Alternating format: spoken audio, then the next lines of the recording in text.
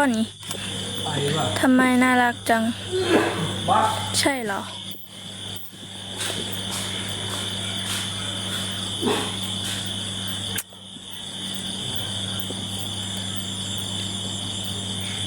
ถักเปียกับปล่อยอันไหนดูดีกว่ากัน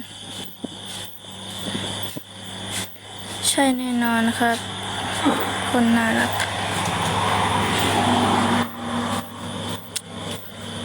ไปหา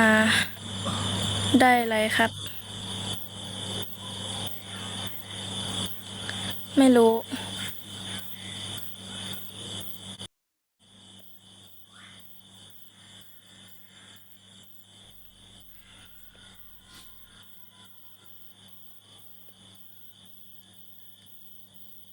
พรุ่งนี้ไลฟ์อีกไหม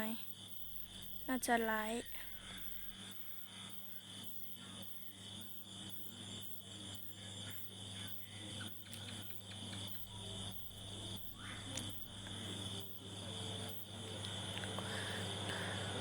กระบาด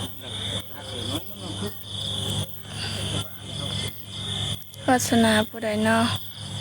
วาสนาเจ้านั่นแหละ ผมก็โลดตัดกำพาง